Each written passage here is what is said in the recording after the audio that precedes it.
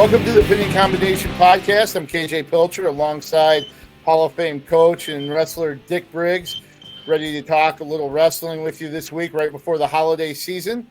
Of course, we'll talk some of the few college results that we've had here last weekend. We'll look ahead to what's coming up for the state schools at the D1, D2, D3 level, as well as the high school events that have gone on, and of course the Battle of Waterloo coming up. But first off, we're very privileged to have a special guest this week with our weekly interview. UNI coach Doug Schwab join us. Doug, thanks for jumping on the Opinion Combination Podcast this week. Absolutely. Thanks for having me on. Now, appreciate it. Look forward to the conversation. The first thing I'm going to bring up, and I don't know if you remember this, do you ever remember the first interaction that we had? I've got hit in the head a whole lot of times, KJ. All right, so I'm going to bring this up. When J.R. Ogden stepped down after the 2009 NCAA championships, I got to take over college after covering high school. So I thought, what would be a great way to show up during a summer workout at Carver Hawkeye Arena, just to kind of start building a rapport with the coaches and some of the wrestlers. And I walk in, I'm wearing a New York Yankees t-shirt. Of course, I'm nervous because, first time down there, and I'm standing by the bleachers. Doug comes over, kind of blowing his nose, and he goes, "You have to get out of here." And I'm like, "Whoa." He's like, "Get out." And I'm deadpan, serious. And Tom Brands is sitting in a chair to the other side of me, and I'm looking at Tom going, "Seriously? Do I have to leave?" And you're like, "You can't be in here." And I'm like, panicking. I'm nervous. I'm like, "Wait, what's going on?" So I came down here for nothing. And then really, in a real coy, sly way, he goes, "You can't be in here with a Yankee shirt on." And then you turned around, walked away, just totally got me. Obviously, big Red Sox fan. You are, but that really, I was messing with you. Oh yeah. After you finally said that, but at first I was like, "Oh, holy crap! This is going to be tougher than I thought." But yeah, it was a fun memory. After you kind of broke that, I was able to unclinch a little bit. I think that's. So you said that was 2009. Yeah, the summer of 2009, I believe. Yeah, so 15 years. So that would have been. Yeah, right. That was just the year before he ended up taking over at UNI. UNI, yep. So, speaking of that, I'll still give you grief anytime I see you. Well, I even lost a bet. I had to take my media credential photo with a Red Sox board that you had. That's a good deal. So, yeah, funny stuff. But 15 years. Boy, it just seems like yesterday, kind of talking to you about the prospects of that being the case, and then you being named the head coach. Does it seem like it's been that long, kind of leading that program and doing what you've done? Yeah, sometimes it does. Sometimes it feels like it was yesterday, and sometimes it feels like it's been more than 15 years. I think depends on the day, but I've loved getting to build a program, and a program that I'm certainly proud of. And I know, we got a lot of guys that are investing into these men. They're investing into our program. Heck, we got a hell of a team right now, and I'm sitting in the restaurant right now and, watching some of these guys come in and do some work this morning. And, we got finals this week. So, I'm looking at a couple guys that are leaders on our team, and just how they live and how they train and how they the kind of teammates they are, just, incredible people, and, they win a whole lot too. So we're trying to find that balance of all those things. But man, I've told the team, I said, we got a really good team that can be a great team. And we just got to continue to do the things that we're doing, and, just really trust and believe in in that they're ready to win at this level, and we got some guys that have gotten to show them. I mean, a guy like Parker who, he's won everything under the sun, but he still trains like he's won nothing. And I think that's a great thing. Hey Doug, I wanted to ask this. It kind of fits in right now too. You're sitting in your facility. I'm wearing the old West Gym shirt, and I grew up there in the West Gym. With my 4 years in college there. So what's life like without the West Gym? What are the mechanics of where you're at and where are you at, and where's your office at? Those sort of things. Yeah, honestly, I try not to think about it a whole lot. Yeah. I mean, I've gotten so busy into, and I think that was a great thing last fall is, Sean Kelly, they got the USA Mat Club. We trained here some during COVID, and then when they were doing some work on our wall, we were using this facility, and when I kind of knew where the thing was headed, and I had a pretty good idea, I talked to them and said, hey, is there any way we can start to use this building? And there was a wall in here, and we took the wall down, and there was a bunch of weight equipment, and we took everything out. And actually, we have more wrestling space in here than we had at the West Gym. And our guys love it, and they all had a hand in it, which I think is pretty cool. Especially in this day and age when everyone's like, well, kids aren't the same, and they're not loyal, and they're none of this stuff. And then I mean, we had guys that had every reason in the world to want to leave. Last year, and not a single guy did, because they're bought into something bigger, and they believe in something more than themselves. And they're getting better, obviously. I mean, they're getting taken care of. I think all those pieces matter. But we're in the USA Mat Club. It's about a mile from campus. The guys, they love it because they don't get any tickets. They can park wherever they can park where they want, and they don't get tickets. West Gym, like I said, when I go on campus, it bothers me a whole lot. If I walk and I see it and it's gone, and I don't know if you've been up here or not, but I mean, there's a big patch of grass where it was, and I can still see that building. The memories are certainly still there, and like you talked about, you've spent 4 or 5 years there. I spent 13, 14 years there. It's got some incredible memories, and not just memories from some of the competitions that we have, but just the boys that became men in that building, and that was for a long time. That's back from it was a 100-year building, and they used to have every program used to run through there. I could talk about that building forever, and like I said, I've been very vocal in that I don't think that it was I don't think it was ushered out like it should have been. I think that there needed to be a lot more celebration of that building because of what it meant to so many people. Even to what you're talking about yourself there, I don't think there was a lot of closure for a lot of people. I can tell you this, that we're proud of the building that we have right now. I know we're raising some funds for a new building, and my main concern is that our athletes are taken care of. And so that was kind of the biggest thing last year, is that we get a training space that we need, and we got a great training space. We have a lifting area. We have recovery area. Our locker rooms are getting redone right now. And Sean's been an incredible host. He's went above and beyond for our program, and and like I said, we didn't miss a beat from a training aspect last year, and our guys really use it as a rallying cry more than anything, and not something to feel sorry for themselves, because whoever we wrestled didn't care. So a little update on that. I think we have about $1 million raised, and if anyone wants to write a big check, we'll certainly take it. I can tell you that the guys that are within our program, these men deserve and have earned, I think, to have a facility that they can be proud of. And we were proud of this one, but I think for me, honoring the West Gym and honoring our history, that's what we've lost right now with the West Gym. A lot of things, but I'm saying the history of wrestling and UNI wrestling was encapsulated in that building. You go walk through those halls and you're looking at all those names and you're seeing all those pictures, and you got to think the gold medal sitting in that building, and national team champion pictures are up, and man, it just people reminisce about it. And that's one thing I've been trying to do with our team. Have a weekly history lesson. And actually, Don came up last week and talked, and I've been bringing guys in to come in and talk about someone that was part of our history of our program, so we don't forget it. That we keep it alive within the story. So the new building for me is more I want to honor our history of our program and get our, obviously get our athletes what we need from a training aspect. But, the West Gym needs to be honored.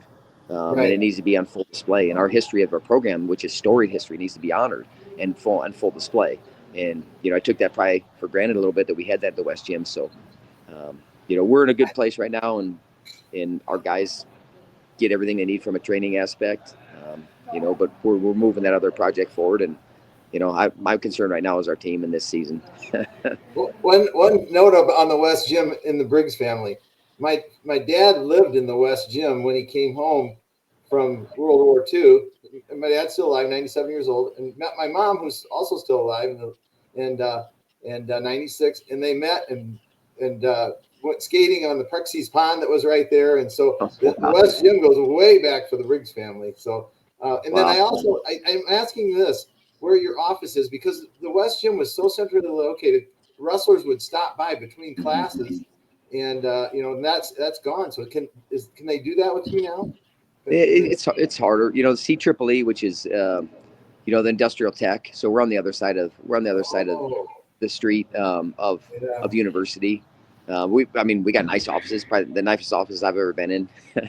But yeah, for getting guys to stop by, it's not quite the same because the West Gym was right on campus, and they could get anywhere they wanted within 5 to 7 minutes. It didn't matter where they get everyone on campus. So we don't see the guys as much. I could tell you this year, like if they wanted their gear or they wanted certain things, I made them have to come to the office. So so they would have to come there and see it and know where we're at. But we spend a lot of time in the wrestling room, and we meet there, and we go see our guys outside of the room.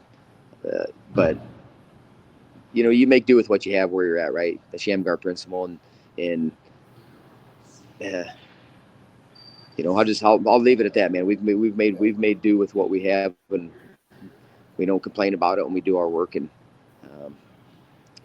I think we're in a pretty dang good place as a program. So. And bravo, good job.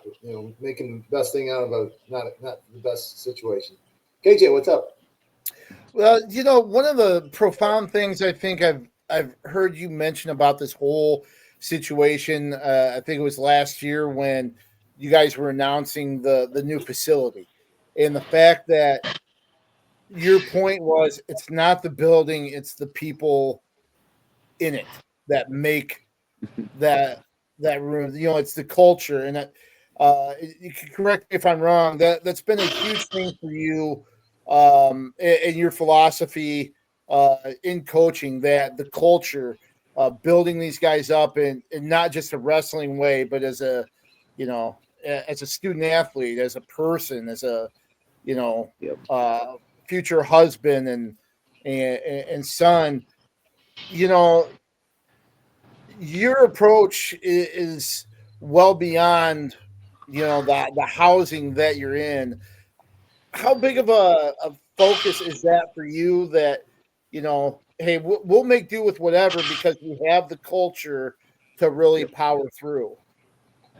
Well, I've been all over the world, and I've watched what some people train with. Yeah. It's not because it's the biggest, and because I'm telling you, if that was the case, that some of these football programs that have the most money, they would win every year. They don't. That doesn't get kids through tough times. It doesn't get kids to believe. It doesn't improve them. The people they're around and how much they believe in those people, and in knowing that I think people care about them, help these guys, to me, reach new heights. And if I'm not building the whole person, something's wrong. Like if I don't leave them with more than wrestling, at some point, all of us, at some point, my shoes are going to come off too.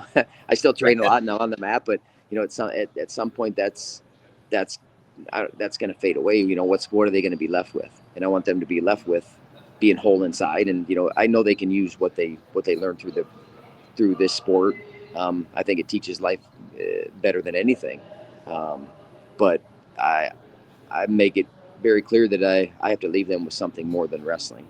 Wrestling just gets us in, gets us in the same room together, and we get to spend a lot of time together. And then we start to care about one another, and then we start to realize, that we're humans and we got needs, and we're both a little bit goofy, and we're willing to sacrifice some things that most people aren't willing to. And then you appreciate that about that other person, and it's I was just having a conversation with one of our guys yesterday about, he's like, I need to enjoy it more. And I said, I don't always enjoy some of the things that I do because they're really hard, but there's a personal satisfaction that I have. And, when I hold that standard and I hold that commitment to myself and keep that promise to myself, that what that helps me get out of myself. And I want them to be able to do that in everything that they do, because, wrestling just, to me, man, like I said, it gets us to relate. And, I love wrestling.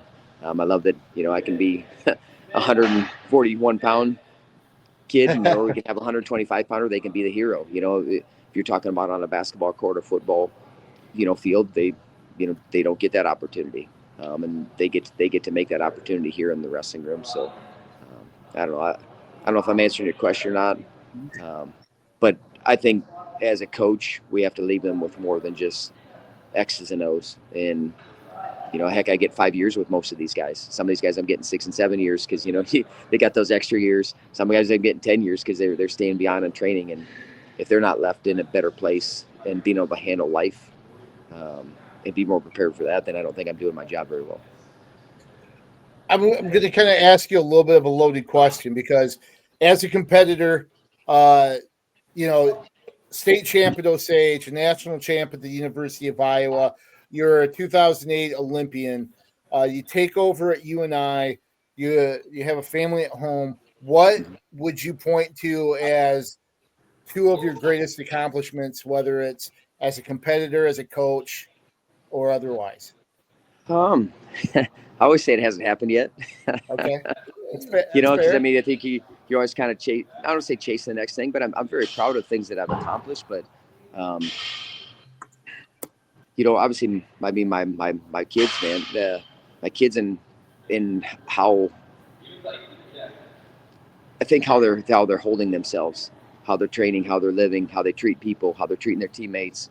Seeing the feedback that I get from people that they're around, when I'm not around them. And I feel the same thing with our team, it's the things that you hear when you're not around. Because, if I'm overlooking them and I'm watching over top of them and they're making this choice, like, yeah, they're going to probably make that choice. I want them to make that choice when there's no one around, right? Right. I want them to be guided by something deeper and bigger. So I'm proud of, what I feel like our team stands for, and that there's something bigger than that, and that we start going back to loyalty, and that there's no loyalty anymore. And I'm like, well, you're getting the wrong kids then. You're recruiting the wrong families, as far as I'm concerned. And we take a lot of pride in that, and in the type of people that we have part of our program, not just the wrestlers, but the people that they are, and how they lead the program. But I mean, to say that I'm not most proud about my kids and my daughters and the progress that they've made, and then my wife, and the support that she gives me, and the business that she built, and the reputation that she's built, and that I just think the program that, to me, hopefully when people say something about it, there's it's beyond the wrestling that they recognize or feel. And I think that's something that I'm very proud of. But as far as accomplishments, man, if I'm not chasing things the rest of my life, and then we might as well bury my ass. So I'm still chasing, and I'm trying to be the best version of myself. Man, that's what you want in a leader. That's what you want in the leader of your team. And if I'm sending my son or whatever to a coach, a daughter to a coach, that's what I want to hear. That's a great answer. I'm going to change direction a little bit. So my question is Randy Pugh the 184-pound coach whisperer? I mean, it doesn't hurt having Drew Foster in the room as well. But I mean, you had so much success at 184 and those upper weights, 74, 84, 97, and so forth. Speak a little bit about your coaching staff and maybe Randy. Well, Randy does it. He's done a great job. I mean, he consistently he's had guys that have developed and gotten better, and again on the stand. And obviously, Drew's an easy guy to point to because, I mean, that was one guy that Randy was like, I believe in this dude. It's like, we have to get this guy. I still remember he's like, we have to get this guy. He's going to be really good, and obviously he knew that. But I think that weight class, and specifically, guys kind of like, I'm taking the torch. I know Parker's taking that very personally. Like, well, I'm going to be the next guy. Like, okay, there was Drew, there was Lujan, and I'm not dropping that ball. If anything, I'm taking it to new heights. We got to have that more across the board. But Randy's steady as you can get, man. Very. I mean, when I say steady, I mean he's very even keeled. He's incredibly competitive. But man, great coach. He gets guys to improve. I mean, you can consistently see who he works with, and they get better. It builds strong relationship. He uses humor a lot. I mean, he jokes with guys a lot and just tries to disarm situations a lot. And even the other day, after our meet, I said something. I'm like, man, I've been around Randy too much, because you kind of use that, just that. Hey, man, sometimes we have to laugh at things too, and not that you just get over it, but like, hey man, life's too short in a lot of instances, and you have to get back to work, and he uses it in a different way, but and he does a great job. And obviously Drew is part of our staff, and being a young coach, you move from competitor to coach. There's some differences and things you have to figure out, but man, I see how he relates to guys and how he talks with them, the relationships that he's building with them, and just being a little bit younger sometimes, I think helps guys, and him to be able to relate to them, on a different level maybe than maybe even I can, and then with Lee, technically been on top of the game, and staying cutting edge on everything, and keeping us, really ahead of the curve. And I think all the coaches, we're all bought into something bigger than ourselves. Then, we realize that it's about the athletes, and it's about the program, and it's not just about us. And you have to have a staff that's united that way. Brett Robbins is also in our RTC, and man, I've been grateful for all the time and energy these guys pour into these guys, and a lot of these guys have been here for a long time too. I mean, they have a serious commitment to the program. They want to be here, and they have opportunities to leave, and they want to be here. And I think that kind of stands to the things that we talk about with our program and our guys, and we talk about being selfless and gritty, and being coachable, and pointing the finger at ourselves. And we try to do every one of those, because if we're not emulating it and not living it, then I'd be the first one to tell them I wouldn't be listening either or following if we're not doing those things. Yeah. But I got a staff that's 100% behind that, and we have different angles that we see things, and I think that's very important. We're united when we step out in front of everyone, but we also see things a little bit differently, which I think adds to your program as a whole, right? And I couldn't be more pleased with the staff and the work that they do. And let's talk a little bit about this season. You guys are off to a 3-0 start, ranked number 10 in the latest National Wrestling Coaches Association dual rankings. You knew you had a lot of experience coming back from last year, and obviously Parker leading the way as well. But, this season, what has the team kind of showed you through the first few duels in Cliff King Las Vegas Invitational? Yeah, I mean, I've seen all the work they've done. Yeah. I mean, I saw what happened all spring and summer and fall, and we've been doing that for a long time. But there comes a point where you have to, you kind of got to jump and really trust yourself too. And instead talking with Randy last night, I'm like, we have had a good start. I was like, well, yeah, hell, we beat 2 top 12 teams, and we had I think 7 placers at Las Vegas. So, but I think we're kind of always going to be in the fact that there's always a little bit more there, and that I know what these guys are capable of, and I think I'm trying to get them to always stretch beyond. So I'm happy, man, with our progress and where we're at and the things that we've done, and but also when you look back at it, like, we're certainly capable of more. And I think that's got to be kind of, you're always trying to find that balance. Like, hey, man, we're progressing and you're doing a great job, and love how you're competing. But I also want them to know that they don't ever have to settle. You know what I'm saying? I mean, they don't have to, like, well, okay, we're top 10 now. Like, well, these guys want to win a trophy. Okay, well, we want to win a trophy.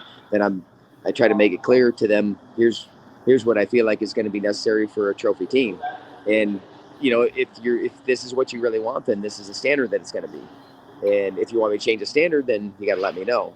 If not, then this is what this is what we're going after, and this is how I feel like we're going to be able to give ourselves the best opportunity to get that. So, man, we've had a lot of guys step up. We have a good mix of young and old. I mean, we got got some first and second year guys, and we got guys that have a lot of experience. You got a guy like Lance Runyon who's been on the lineup for the last couple of years and had injuries and moved up to heavyweight and is competing great. And you're just seeing the things in the room that are, starting to really click with him because he's been able to get some training in. And, but seeing these guys not ever give up on themselves or the dream, because man, it's tough. It's hard. It's hard, not just from when things are going well and you're healthy, and when you start having injuries, it gets even tougher. And, seeing these guys see that thing through, we got incredible leaders, but, I think up and down the lineup, we have, some old and we got some young, and they have a lot of fun and enjoy being together. And I think that's probably, if you go back to Vegas, man, it's fun to be able to coach these dudes. It's fun. They're a fun group and they enjoy being together. And that doesn't always happen, because it's wrestling and it's, we got to win this tournament, and these guys want to win, but they also, man, when you can keep the mood light and you can keep your personality about yourself and not get lost in the results, man, I think everyone just has, in fun's a hard word in wrestling, but you enjoy it. And I think that there's a lot of joy there. And even in the tough things, you enjoy it. And even when you just got off the mat and, you're shot and you're crying because, you lost a match, those guys are going to have your back. And I think these guys understand that, and they got a bigger perspective that they're continuing to use, even though they get lost in the moment, man. They're a really tight knit group that really care and love for each other. And that goes up and down lineup. And we have some big time battles that are going to happen within these weight classes. Because, if I look at a few weight classes, we got some studs at multiple studs at some of these weight classes. But these guys are using each other as a tool to improve and get better. And, that's probably what I've been really proud of, is how these guys are handling that maturely, because that doesn't always happen. Sometimes guys get caught in those things. So, you're asking about the season, but I think all that adds into how you perform, how you train, how you live, and having guys push each other, but also, man, being united together and still moving forward as a group. Even though, there's only going to be 10 guys out there, I always say faster and farther together, and these guys are sticking together and they're using each other as ways to improve. And, I feel very confident in that number continuing to shrink. You said 10, and we're certainly capable more. And, we'll see it. We'll take bigger group soldier salute. Then we have Nebraska, right away back, January 5th. And then we have the duels here. And, then you go to Arizona State, you got Oklahoma State at home. So, I'm kind of foreshadowing the what's coming up, but we're going to be tested. And we certainly got tested the first half, and we did a very good job. But, my grading system is really hard, so it wasn't great. But, we can be great at the end of the year, though. You kind of mentioned some of the competition at certain weight classes. Do you mind kind of sharing some of those, spots that people are going to be battling it out for here? Yeah. Well, I think some weights are pretty clear. Obviously, Parker's a pretty clear guy. And those guys have separated themselves. A guy like Ryder separated themselves. 25 between Anderson, Dahlhofer, Downey, Paez, Rankin. We got 5 guys that are all battling. Someone kind of needs to. It's time for someone to really emerge and step up. And we've had flashes from a lot of guys, but no one's really kind of stepped up. Farber's been dinged up, but he'll be back at Soldier Salute. Corey Landis competed very well.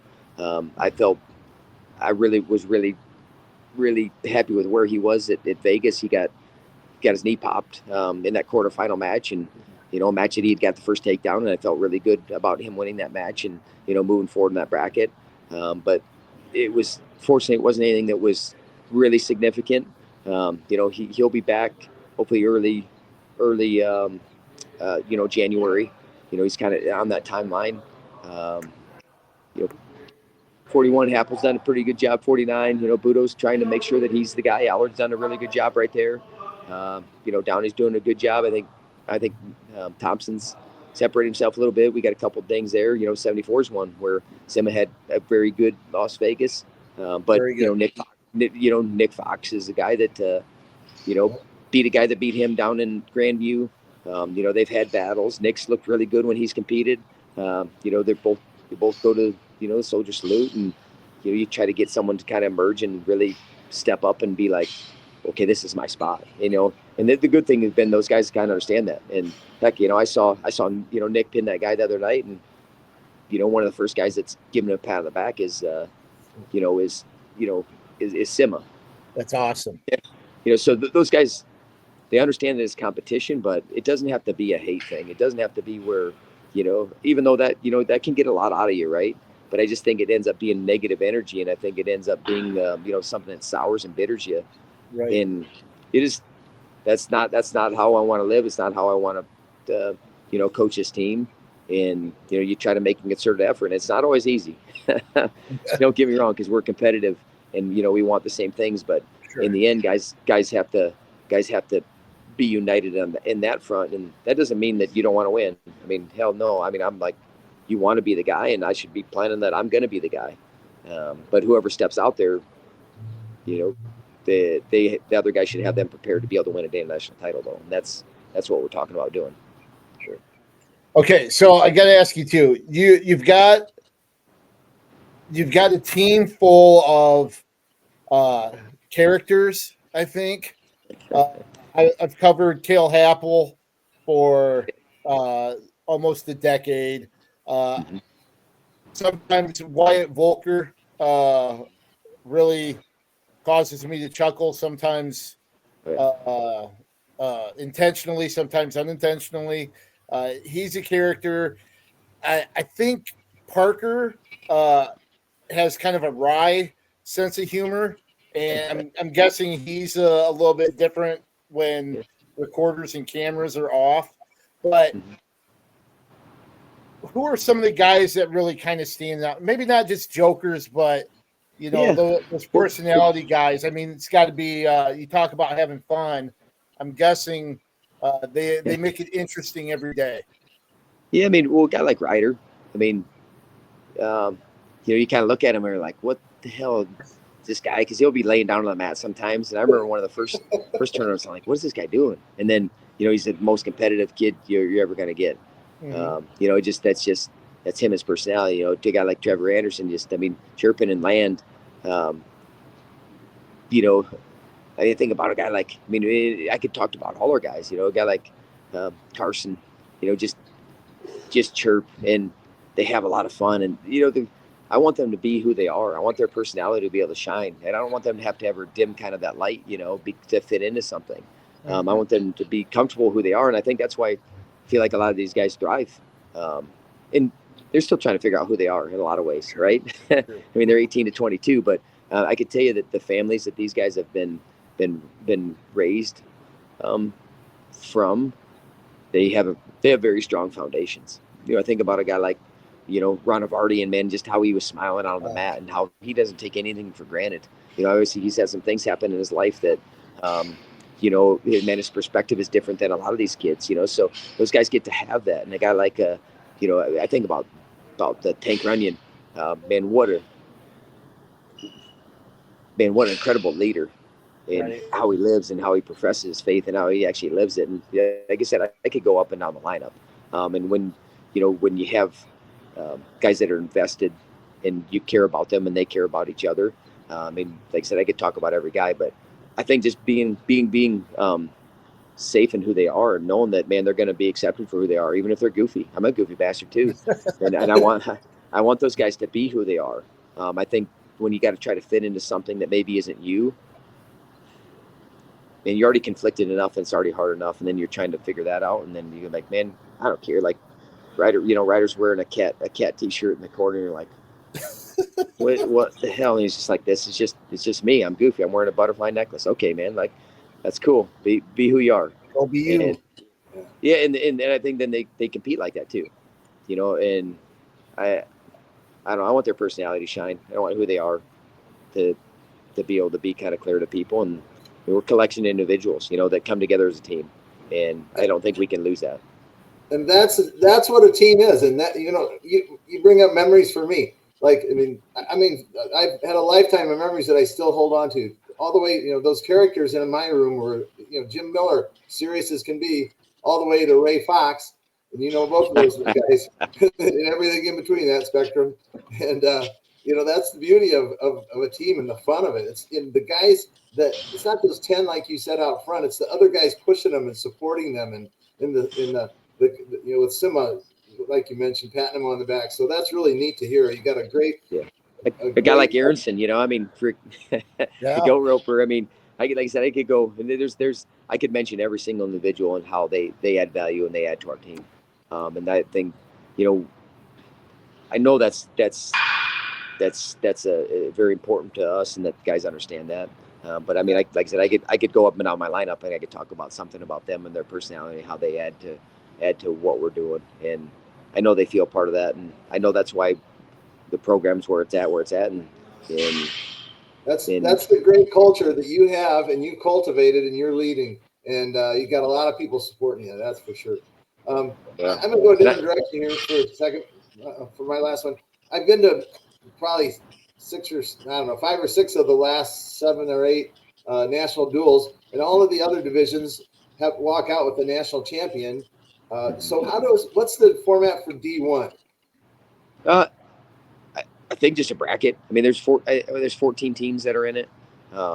So they'll bracket it up, and then they could go from there. From my understanding, Okay. So I know like South Dakota State and Little Rock and Pennsylvania and Cal Poly and NDSU.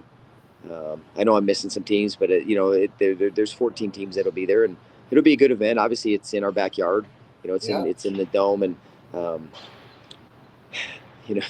I don't know if we're ever going to get us to come together to do a national tournament. The only way that we'll ever get every team there is if there's a national title on the line. I was on the committee. It's been a few years ago, and they were kind of like, "Hey, we should have 2 titles," because really, honestly, I think a duel and a tournament are different.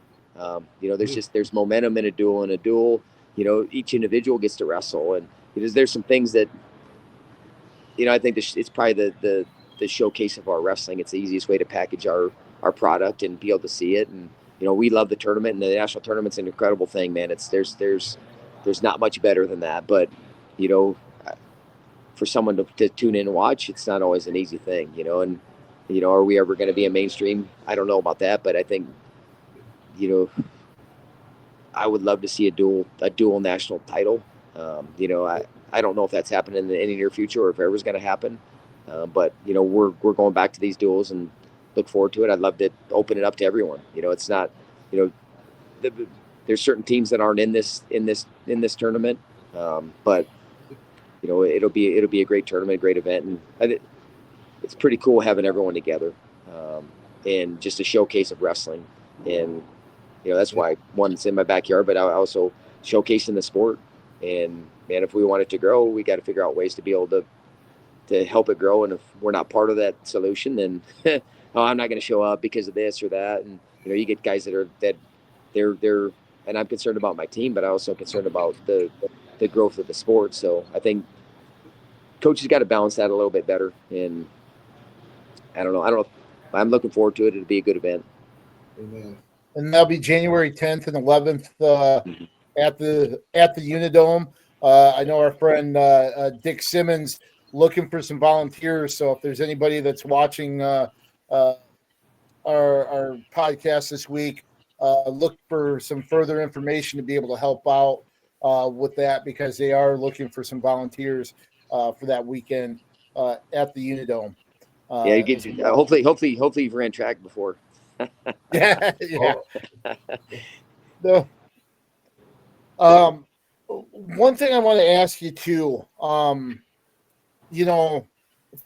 wrestling is a family sport, right? I mean, just the 3 of us. My brother got me into wrestling, following him around when he was wrestling in high school and college. Obviously, Dick and Dick Briggs. I mean, that goes without saying.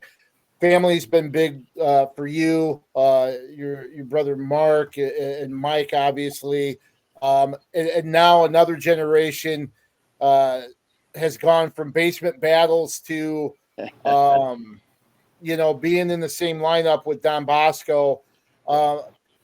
How big? I mean, to say it's a family affair for you, is kind of an understatement. What's that been like? Following your brothers and now to see your sons wrestling together at the varsity level. And then, of course, your wife being a photojournalist in the sport, being a heavy contributor. Your daughters wrestle as well. I mean, they scrap a little bit. Yep. How that's been like. Well, I'll tell you, my wife's she's the toughest one of us all, because I mean she was sitting mat side last year when my son lost in the finals, and obviously I mean it was a hell of a match, and she kept it together. I don't know how the hell she did it. I mean, so if anyone thinks she's not a professional, she is a professional, because that was a tough situation. I mean, heck, man, I didn't hold it together very damn well. So it's pretty cool that she wanted to find something that worked within my schedule, and then she started a business, and now heck, she gets to follow and she gets to be mat side, and she's right there for some of our biggest matches and competitions. She's right there, part of it, which is which ends up being really a real incredible thing when you look back at it and you're like, man, you get to share some of these moments together that you wouldn't have been able to have. As far as my sons, I've always and I've really been thinking about this, like I've always hoped and wanted wrestling to enhance our relationship and build our relationship. It's something that we enjoyed together, and my boys have gotten more and more into the sport, and they start to ask me more questions, but I can tell you, I really tried not to give them any unsolicited criticism. That doesn't mean that if the effort and energy, how they treat their teammates and how they respond to their coaches and they do that stuff, like that's, to me, that's life things. That has nothing to do with wrestling. If those things aren't up to par, then I will talk to them and tell them about it. But if they want help in wrestling, they need to ask. And they're doing it more and more. I'm not gonna say, man, that I'm sitting in Las Vegas and my sons are wrestling, at the Donnybrook, and you're not a little bit, man, missing it. I was, it hurts to miss. It hurts to miss those things. Sure. I'm very happy that Allison gets to be mat side. You're a little jealous of that too. Mm-hmm. But I've seen what the sport's been doing for them and how they've handled things and how they responded to it and how they handle challenges. And I think just how I feel like they're a little bit more equipped to handle some adversity and know what work ethic is and know what it is to be uncomfortable and choose that. So I don't know. It's really cool watching them. And I've felt that way since I was young, so I watched them since they were little kids. I just get a smile on my face to watch them compete. And obviously I want them to win, but, they've done a whole lot of winning, but just how they're preparing, that excites me more than anything. And then seeing how they treat their teammates and how they prepare and, how wrestling, I feel like, is enhancing our relationship.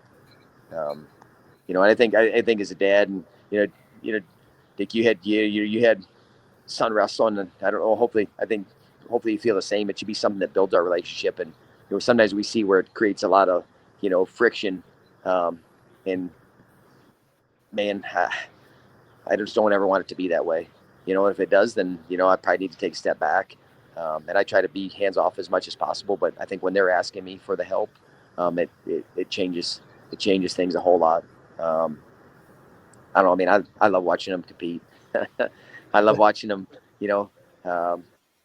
train, and just the time that we get to spend together that we maybe wouldn't, but just build some bonds that hopefully are lifelong. And I heard Terrapelli, and I listened to Terrapelli one time, and he was talking. He said, my dad told me, he said, when after 10 years, after you've done wrestling 5 years, 15, 20 years, hopefully we're still going to the national tournament together.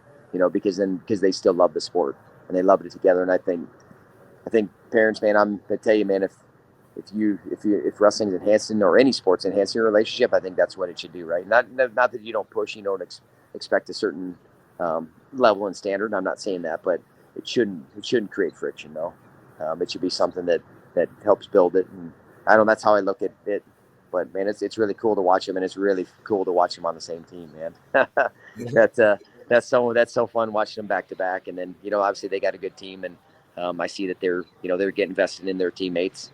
But I could talk about my boys and all that, but for on and on and on. But Well, I'll say this: I enjoy watching them compete as well. I watch them from Matt's side, and actually been out on the mat with them, roughing a time or two, if I recall, coming when they were coming through in their youth. And then also the friction. I looked at it this way: if there was a little bit of friction, I knew in your case, they're invested. They're into this. They're thinking. And I didn't dislike that. I kind of embraced that a little bit. Yep. In that, all right, that way, good. Got some fight in you, man. And that's true with my wrestlers too that I coach that were not my son. And so that's not a bad thing if you focus that in the right direction. So yep. It's been fun to watch them. It's going to be fun to watch them too.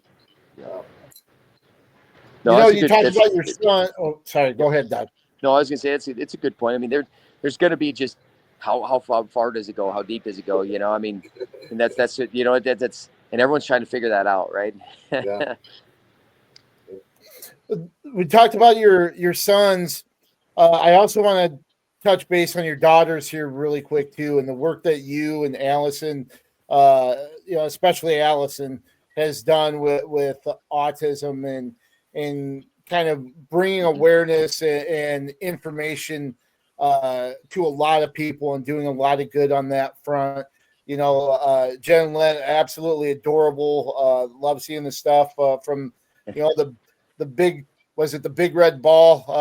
Some of the videos and interactions and stuff. But talk a little bit about the great work that the family's done, spearheaded by Allison on that front. Yeah, she's found every resource possible, and she never made excuses like, well, what can we do? What kind of solution can we have? And she's very, it's demanding. But if you don't stick up for your kids in certain situations, then who else is going to stick up for them? And I'll tell you this, I mean, the Cedar Heights and Southdale and this, Cedar Falls, man, they've done such an incredible job, man. The time and energy and the thought that's put in from the teachers, I know that's not everywhere. And we recognize that, especially when we go into conferences and we're like, and you can see that they've built a relationship with your kids. It makes all the difference in the world. But, I mean, we use the diagnosis as something to help get more help, and to understand that, okay, there's certain maybe deficiencies that need to be addressed or worked on. Didn't look at it like as something that, we call it superpowers. I think sometimes people don't want that label, or they look at it as a label, and we looked at it as just more as a way for us to get more help. And, and I think that when you look at it that way, it's more healthy. I can remember when after we were sitting outside, me and Allison, we were in that, and you get the diagnosis. I remember back in my head.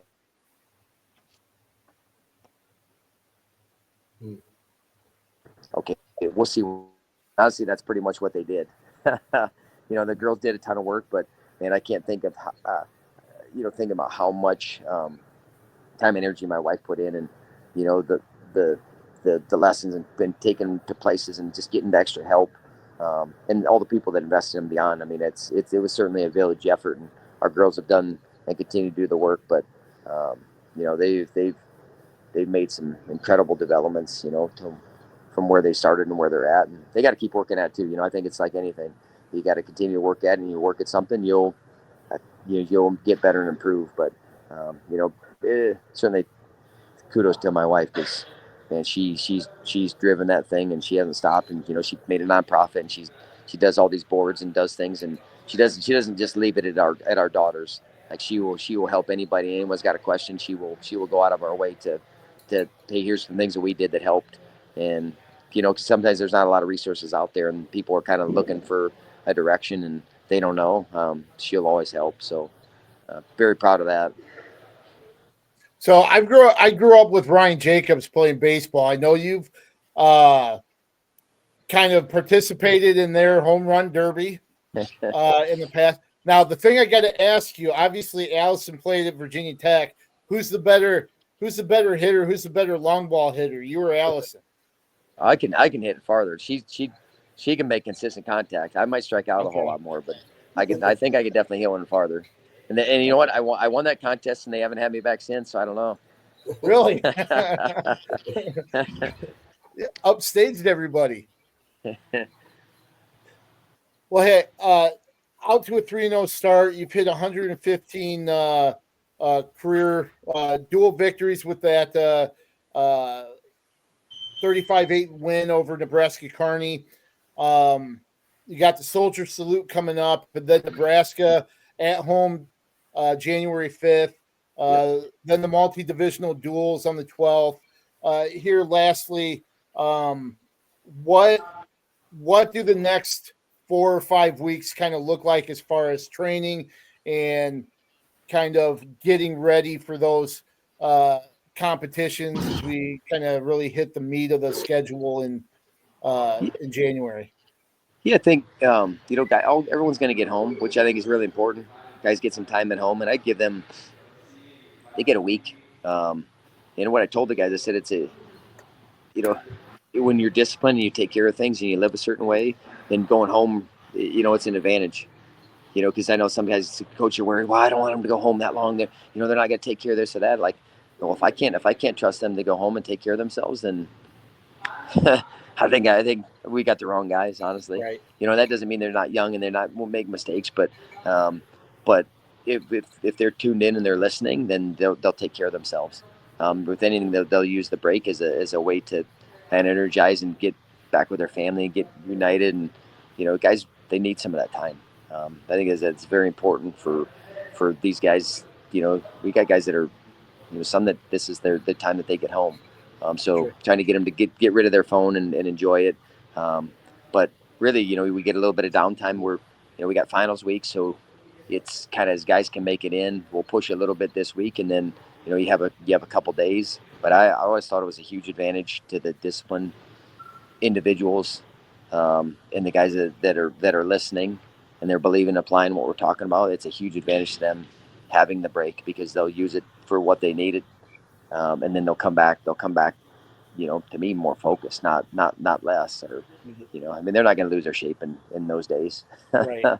And it's, like I said, I trust you guys, and you know what, you guys take care of yourselves, and I got to trust when they go home that they're going to take care of themselves too. So, I don't know. I like the break. I think it's an important time for our guys. And then, we don't have school till I think the 21st. So, we'll get some really good training time in. There's just a few areas that we got to continue to hammer and spend time with that you need a little bit more time. So you got to, and you have that during the break, because if we want to, we can go some 2 days. We can do some things like that, but there's more just kind of hammering on some skill areas. Coach, I'm going to end with this, and that is, I'm so excited for the rest of the season to play out and the future with the youth that you have on the team. But I might be more excited for Allison to put out an outtakes of the Schwab family, all the fun things that happen. She hasn't been. She puts out some of the good things, and once in a while some fun things. But I'd love to see that outtake reel. and also this. Was there a match in the basement after the Donnybrook? Yeah, they haven't had that one yet. I didn't think so. Yeah, that's the walls wouldn't be standing. Yeah. Some of those outtakes I'm not releasing though, just so you know. You probably shouldn't. Yeah. Well, hey, Doug, we really appreciate you taking the time out and joining us for the pinning combination this week. Great work here early on in the season. Good luck with the rest of the season coming up.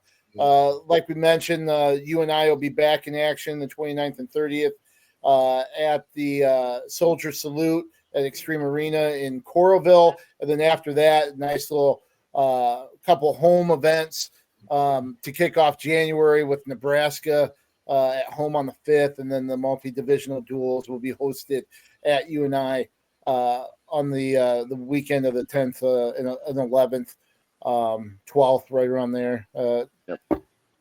That second weekend of January. So keep an eye on that.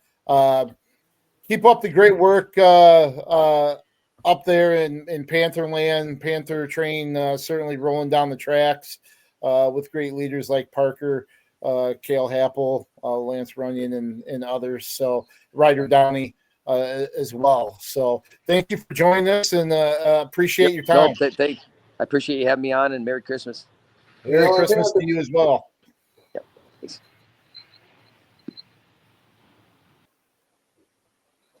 Well, I tell you what, I could sit there and talk with him. He is so engaging, and those seeing videos on social media of him talking to his team, and it's easy to see why those wrestlers are so loyal to him and the program, his staff. When the head of the snake is like that, it's hard not to follow. Right. And he mentioned, and it was in casually almost, and I want to emphasize this, no one left his program this past year. Or I mean, I probably more than that, but he mentioned it this past year. And the leader, Parker, could have walked away, I'm sure. Was a national champion. I mean, there's money out there that could have attracted him. He didn't. He was loyal to that program. That speaks volumes to me. That's for sure. That's for sure. He definitely had opportunities to, what they say now, kind of chase the bag, chase money, but he didn't. Stayed there. Because it's more than just that. And Parker's even said that too, that it's, you've got people that are invested that not only do they want to see me be the best version of myself, but if I have girlfriend troubles or if I have a flat tire, I can call Doug or Randy or Roper or Brett Robbins and say, hey, I need help. And before I hang up, they're there, with a spare tire or some words of advice on handle whatever situation they're in. We've seen the work he's done with some other wrestlers who have kind of lost their way and come back and become All-Americans. It's more than wrestling up there, and it shows. Right. And one other thing that he mentioned that kind of stuck with me was he kind of blew off the facility doesn't make the wrestler, but sadly the facility attracts the wrestlers or the athletes, and so that's one. He's got a great perspective, but that is also a factor. If you have a $20-30 million facility at one university and a rental place at another university, which the blue chip athlete will probably go to the $30 million facility, and that's just so it's good that he's taking that attitude and the team as well. So. Yep, and to know that new facility is coming, they're working on it with the the fundraising. He talked about the level that they're at right now. A little ways to go, obviously. So if any UNI supporters are out there, get behind the program in that way. But they are in the process of that. So right. I don't think it's going to be a real fast process. They'll be down the road. They're going to be in that facility for a while. Sure. Well, really quick, let's before we jump into, we'll just kind of glance over things really quick. But I think we wanted to take a second for a little bit of a wardrobe change. All right. So, just 1 second.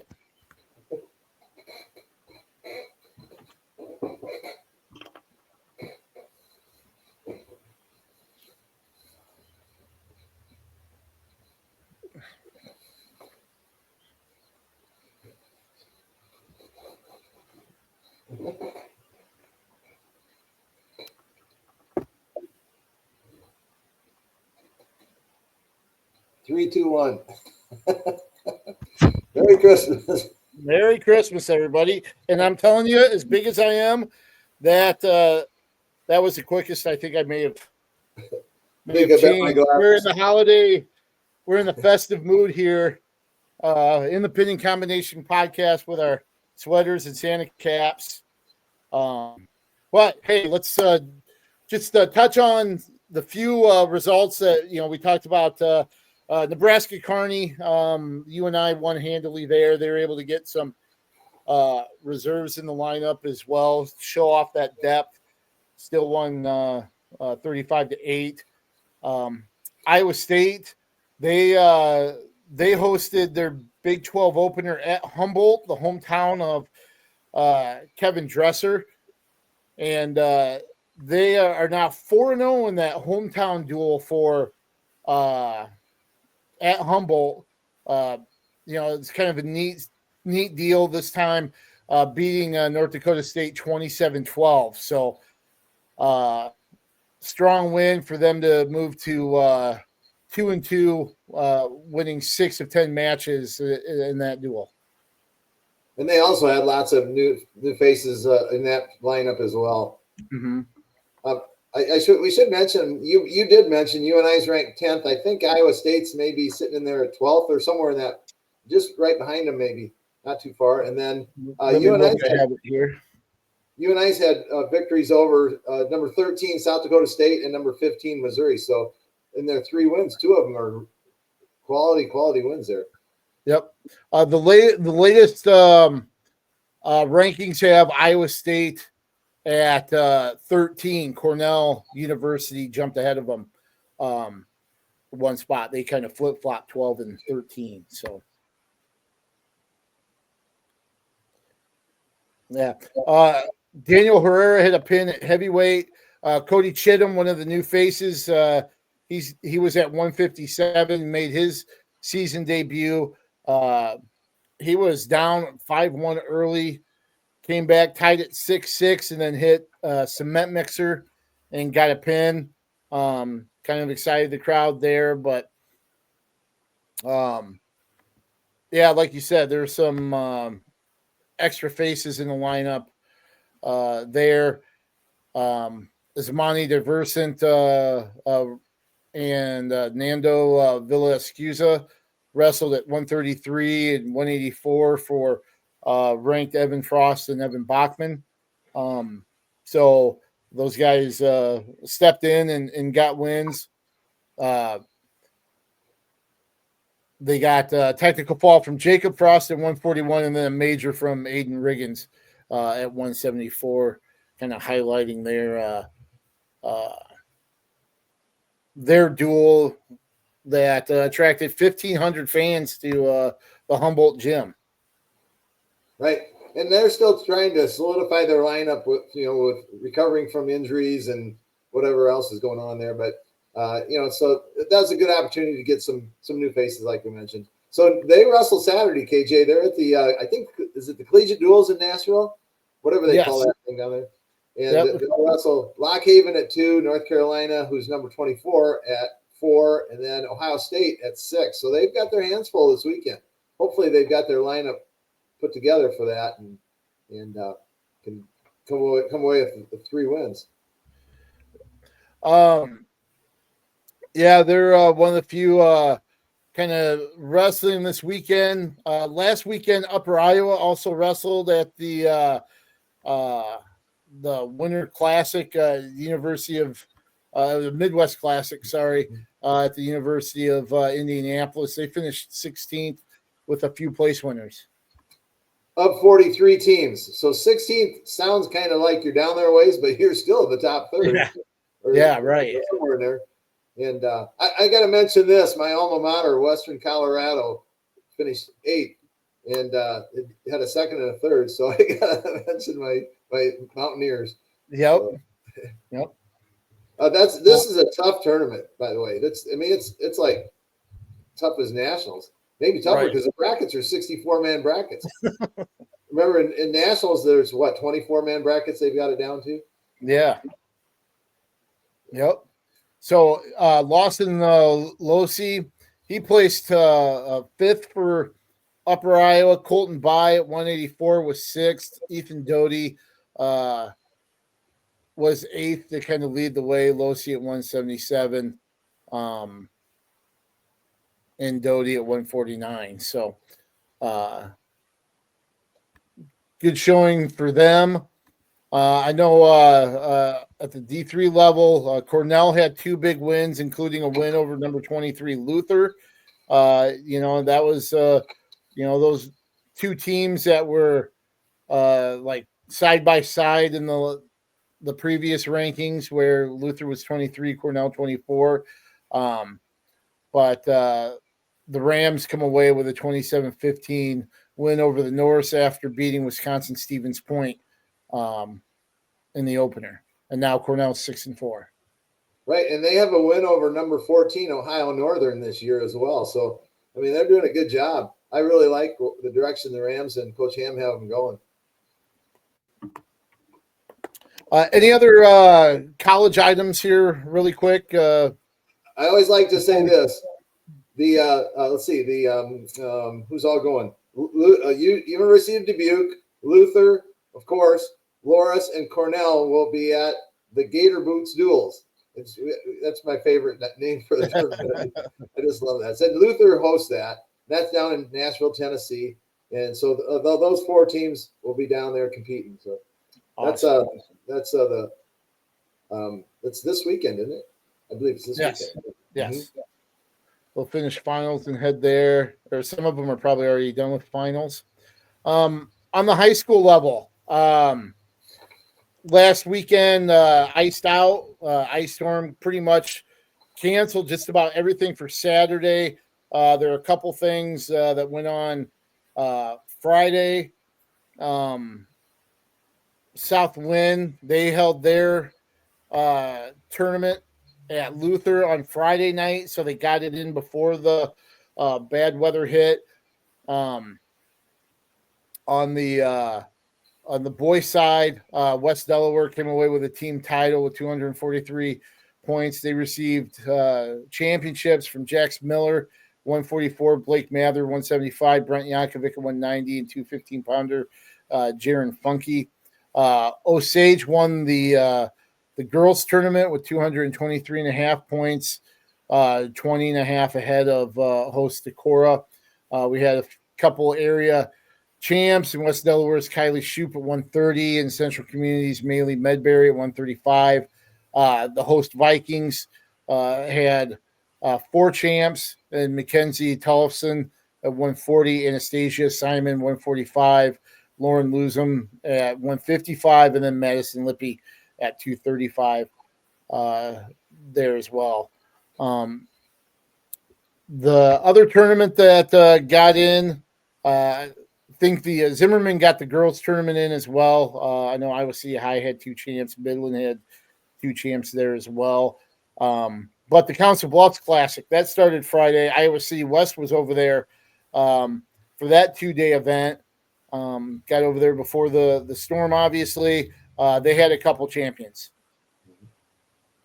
Yeah, Iowa City West had 2 champs. Ames had 2 champs.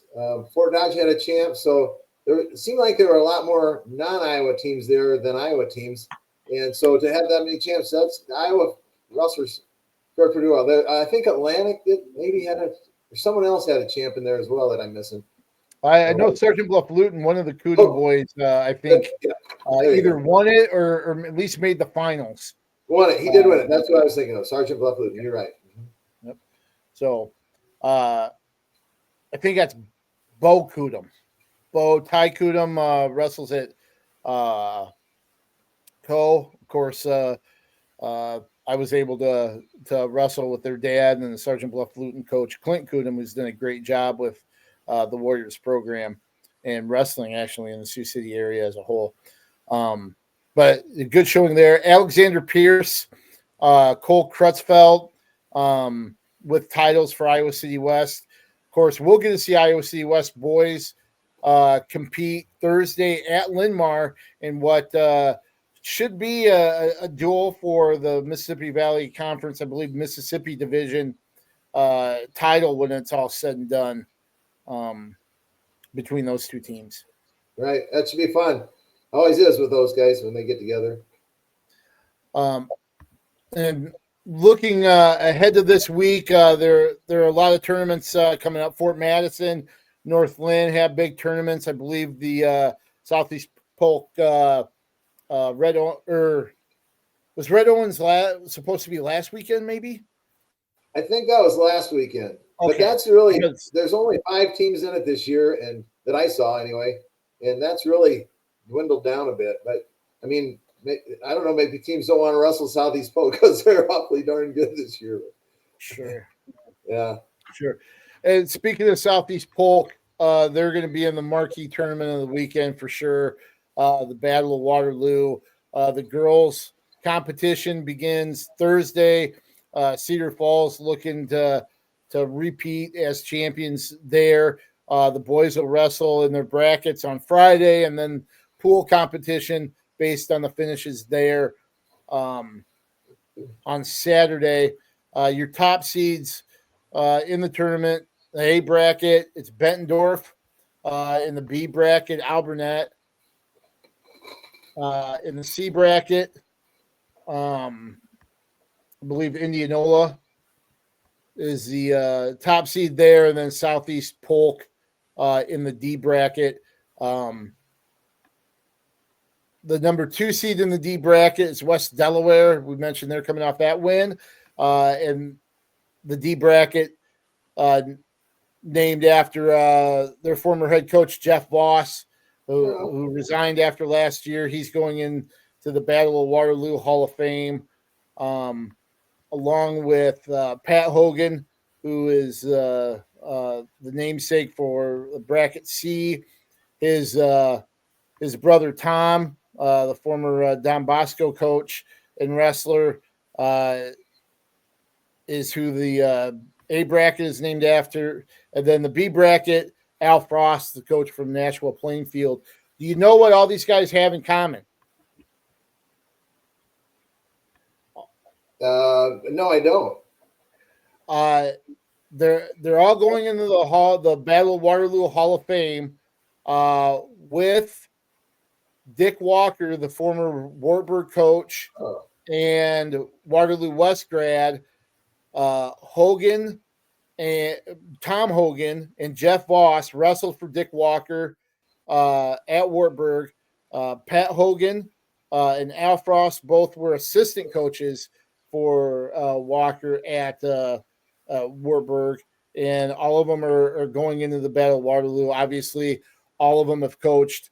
Tom Hogan at Don Bosco, Al Frost at Nashua Plainfield, Jeff Voss at West Delaware, Pat Hogan at Union Community. All have been a part of the Battle of Waterloo pretty much from its inception. So kind of a neat situation with the Hall of Fame this year, going in with Dick Walker.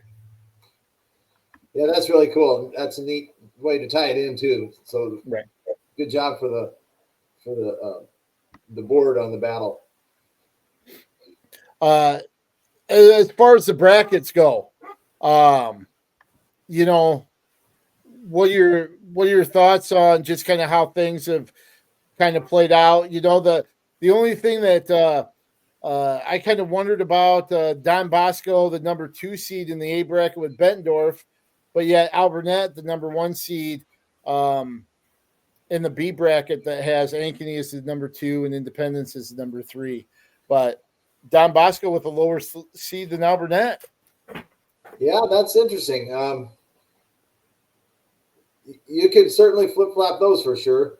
And I think you could flip-flop Southeast Polk and Bettendorf. So I'm very anxious to see that. It's going to be fun this year. We've got pretty much our top teams in the state in the battle this year. This is Southeast Polk's first time, right? I believe so. Yeah. So this is going to be it's going to be like a multi-divisional all thrown into one, right? State dual championship. Obviously we don't know, illness and injury really kind of affect things a lot. We've seen that in the past, but given, who the top seeds are there any 2 or 3 or 4 seeds that could kind of step in or disrupt a championship pool and make the championship pool? If it's going to happen in one of the brackets, I don't think it's going to happen in the A and D bracket. Okay. Indianola has shown pretty well, but they could be vulnerable, maybe. And then they got Waverly, Shell Rock, and Linn-Mar in there. Right. Those two at 2 and 3 in the C bracket.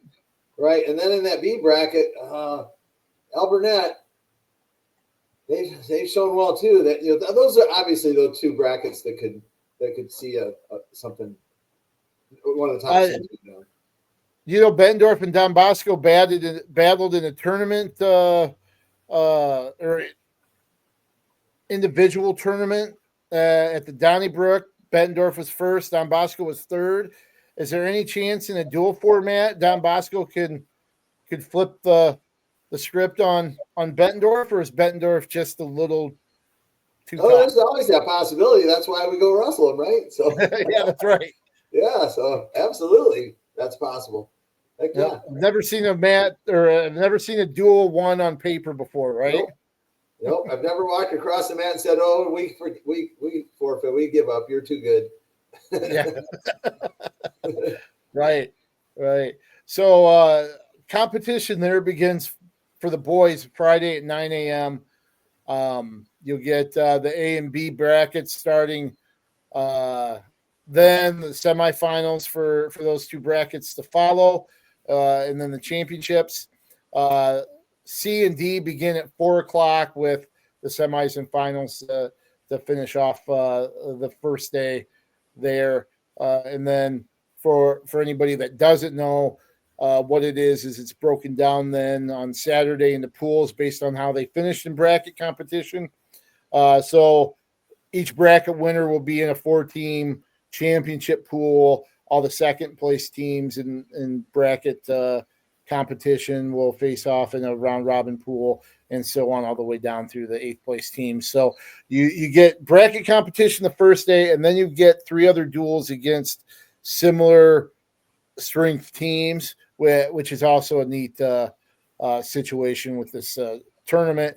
You might get your butt handed to you the first day, but then you'll also have 3 duels against comparable competition to be able to finish off the 2-day event. So that's I think that's a pretty cool aspect of this tournament as well.